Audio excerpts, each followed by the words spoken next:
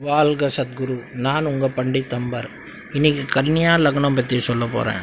கன்னியா லக்னம் அப்படின்னு எடுத்துக்கிட்டிங்கன்னா இதோட அதிபதி யாருன்னு பார்த்தீங்கன்னா புதன் பகவான். புதன்னா யார்? ஸ்ரீமன் நாராயணன். ஸ்ரீமன் நாராயணனோட சுபாவம் எப்படி? சாந்த ஸ்வரூபம், கமலநேனம். ரொம்ப சாந்தமாக இருப்பார், சாத்துரியமாக இருப்பார், புத்திசாலித்தனமாக இருப்பார். இந்த லக்னத்தில் பிறந்தவங்க நீங்கள் பார்த்துக்கிட்டிங்கன்னா வக்கீல், நல்ல வாதம் செய்வாங்க. ஏன்னா புத்திக்கே காரகன் யாருன்னு பார்த்தீங்கன்னா புதன்.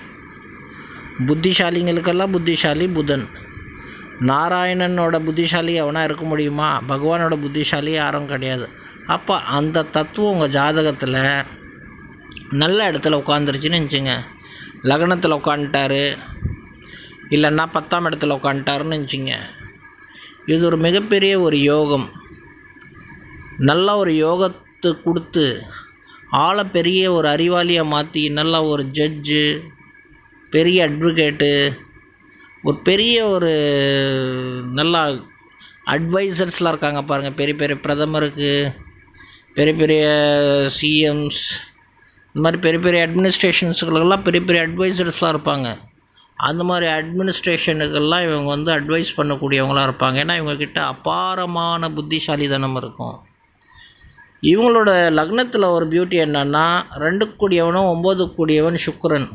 ஸோ ரொம்ப லக்ஸரியாக இருப்பாங்க, ரொம்ப தித்திப்பாக பேசுவாங்க, ரொம்ப அன்பாக நடந்துப்பாங்க, நல்ல ட்ரெஸ்ஸிங் பண்ணுவாங்க, சாப்பாடு பிரியராக இருப்பாங்க, நல்ல இடம் சுற்றுறதுக்கு இவங்களுக்கு பிடிக்கும், நல்ல மாத்திரு பாஷை, நல்ல பாஷை நல்லா பேசுவாங்க. நல்லா சொல்கிறாங்க பார்த்தீங்களா, அடுக்குமொழியில் பேசுகிறான், ஆளோட மனசை ஜெயிக்கிறான். புதனும் சுக்கிரனும் 2 பேரோட அறிவு சேர்ந்துட்டான்னா அவன் மகா பிரகண்ட வித்வானாக மாறிடுவான். அது இல்லாமல் இந்த லக்னத்துக்கு ஒரு பியூட்டி என்னன்னா, சுகஸ்தானாதிபதி யார்? குரு பகவான். பட் கேந்திராதிபதி கேந்திரத்தில் உட்காரக்கூடாது. கேந்திரத்தில் உட்காந்தாருன்னா அது ஒரு தோஷம்னு சொல்கிறாங்க. ஒரு சில பாடலில் தோஷம்னு சொல்கிறாங்க. கேந்திராதிபதி கேந்திரத்தில் உட்காந்தாருன்னா தோஷம். அதே அவர் வேறு எதுனா நல்ல இடத்துல உட்காந்தாருன்னா, எக்ஸாம்பிளுக்கு பாக்யஸ்தானத்தில் 11ஆம் இடத்துல அந்த மாதிரி இடத்துல எங்கன்னா போய் உட்காந்துட்டாருன்னா அந்த ஜாதகத்தை ரொம்ப உயரத்துக்கு எடுத்துகிட்டு போவார். ரொம்ப புத்திசாலித்தனத்தை கொடுப்பாரு. நல்ல அழகான மனைவி வரும், நல்லா அம்மா கூட ரொம்ப பாசமாக இருப்பான், நல்லா பழகுவான், பணக்காரனாக இருப்பான், மிகப்பெரிய மில்லியனராக இருப்பான். எல்லா விதமான வசதிகள் அவங்ககிட்ட காணப்படும். இந்த குரு பகவான் அந்த மாதிரி சில நல்ல இடத்துல உட்காந்துட்டாருன்னா 7ல் உட்காருறது, 4ல் உட்காருறது, ஒரு சில கஷ்யப் ரிஷி மூலியமாக பார்த்திங்கன்னா அது ரொம்ப ஒரு நல்ல விஷயம்னு சொல்ல. ஒரு சில ரிஷிகள் நல்லா இல்லைன்னு சொல்கிறாங்க, ஒரு சில ரிஷிகள் நல்லதுன்னு சொல்கிறாங்க. ஸோ அது பல கான்ட்ரிபியூஷன் சப்ஜெக்ட் இருக்குது. பட் அனுபவத்தில் பார்க்கும்போது அது நல்லா இல்லைன்னு தான் தெரியுது. ஸோ இந்த மாதிரி புதன் நல்லா இருக்கணும்.